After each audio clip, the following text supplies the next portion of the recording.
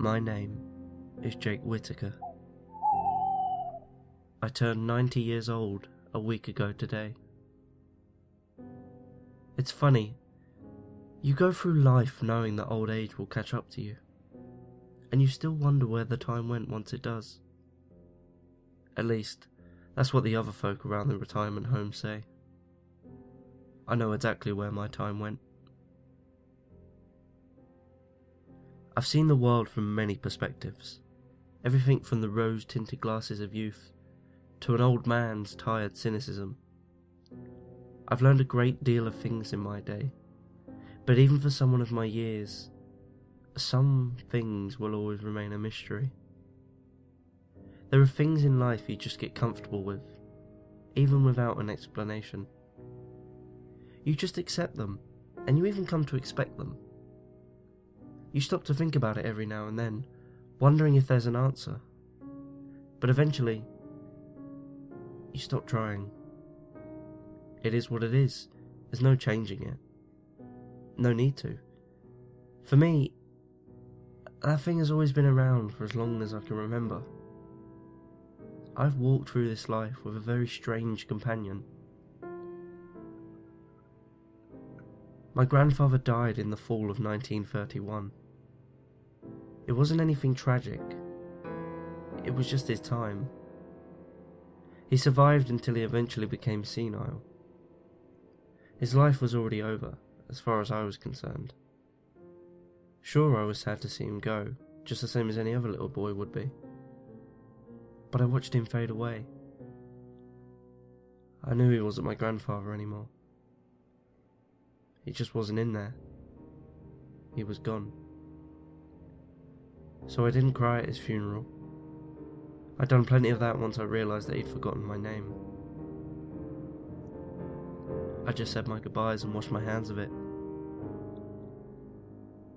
I did a lot of remembering though. I remembered all the things about him that mattered to me. I remembered all the quarters that he pulled from behind my ear, all the walks in the park, and the short games of catch before he'd start complaining about his back pain. You know, the simple things that made him my grandpa. I especially remembered his stories. He had a million of them. Most of them far-fetched and funny, and all punctuated with his own laughter. He liked to think that he was the next Mark Twain, but he wasn't as witty as all that. He was just a silly old codger. Still, we liked to listen to him ramble on, and that was enough for him. The stories I recall most, though, were not like silly anecdotes. In fact, they weren't even really stories. They were more like obscure references, the kind you might hear about La Lorna, the Tooth Fairy, or the Boogeyman. The ones I grew up with were about the owl. There was a difference between the owl and those other creatures, though. All of those other creatures you hear about, they're urban legends because there's always a story behind them. Not the owl. Grandpa never told us what the owl was, where it came from, or what it did. The owl was just the owl. The references were never consistent either. We didn't know if we were supposed to fear it or feel safe because of it. One night, he'd tell us not to be afraid of the monsters under the bed, because the owl would keep them away. Another day he'd tell us not to tell fibs or eat candy before dinner, because the owl was watching. My older brother, Jeffrey, who passed away 5 years ago, God rest his soul, stopped believing in the owl after my grandpa died. He just wrote it off as another of the old man's silly tales. I believed, though. I'd always believed. And I knew for sure after the wake. Everyone took turns walking by his open casket to say their final goodbyes, commenting on how peaceful he looked, and saying he was in his better place. The usual remarks for such an occasion. And then, it was my turn. I was only 9 years old, and I still hadn't reached my growth spurt, so I had to stand on my toes a bit to see. The first thing I saw was my grandpa's face in profile, expressionless and pale. And it choked me up the way you'd expect. It was also my first experience with death, so I was much too disturbed to look for long. Then, I saw something that no one else seemed to notice, or if they did, they didn't make any mention of it. It was tucked away discreetly between the sleeve of his coat and the casket's white silk lining, protruding no more than an inch between them, just enough to grab my attention. It was a feather. It was long and beautiful, a tuft of snowy white down at the base of the quill, pure silver white with faint stripes of grey along the vein. It seemed so deliberately placed, but I hadn't seen anyone put it there, and I'd been nervously watching the line of mourners move ahead of me the entire time. I reached for it, but I knew it wouldn't be proper. For a moment, I forgot about my grandpa. The feather was all I could see, and I felt numb. Nobody else saw it, and nobody would believe me if I told them. But I knew. I knew where it came from. It belonged to the owl. That night was a restless one for me, the first of many. It was a long time before I could sleep comfortably again, because that was the first night it paid me a visit. In the moonlight, I could just make it out. It was perched on a tree branch, just outside my bedroom window. A large and striking great horned owl, entirely silver in appearance.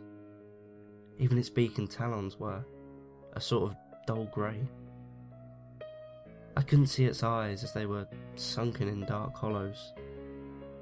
Its crown feathers hung at a lazy slant, and it didn't make the fidgety gestures you would expect from a bird.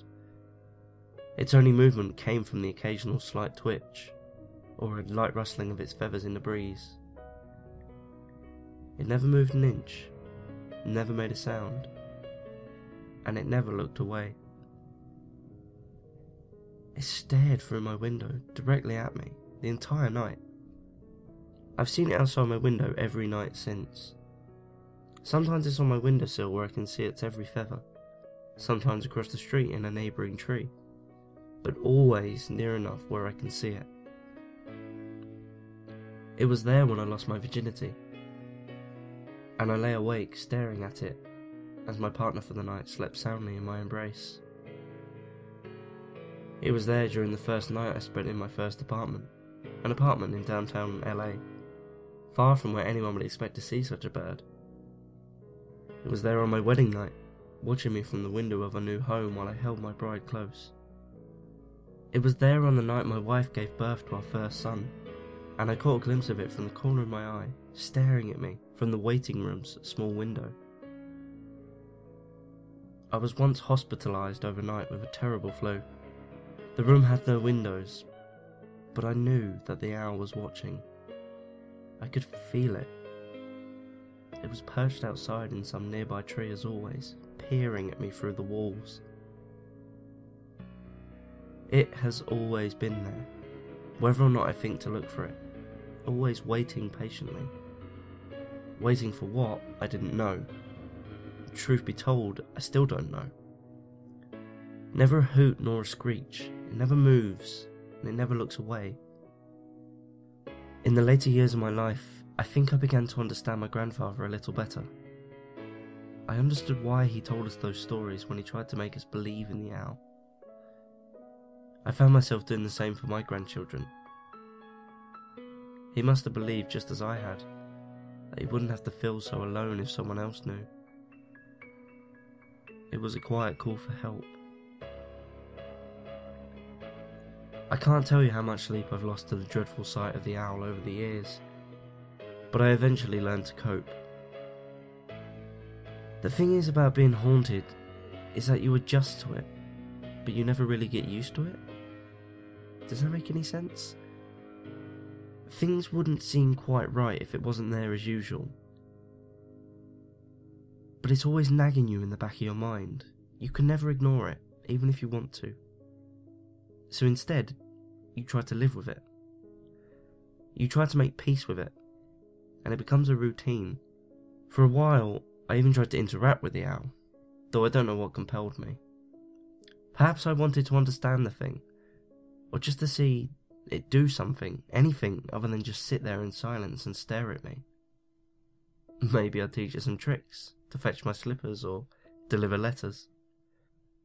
The thought made me laugh. I would often approach the window to open it, thinking maybe I could pet the bird, but it always fluttered away into the shadows before I got too close. Not for long though.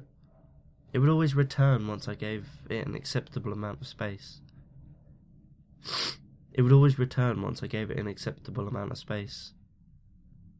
Sometimes I would place a chair across from the window, at the distance the bird allowed, of course. I would sit in that chair and talk to the bird, telling it about my day, my troubles, and my dreams. Sometimes I'd tell it jokes, though I knew it would never laugh. I had hoped the owl was listening, or maybe that it would respond somehow. It never did.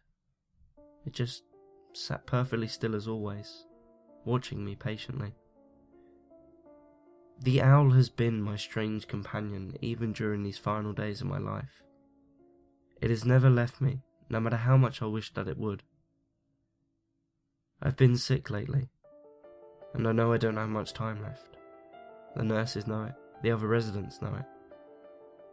And I think the owl knows it.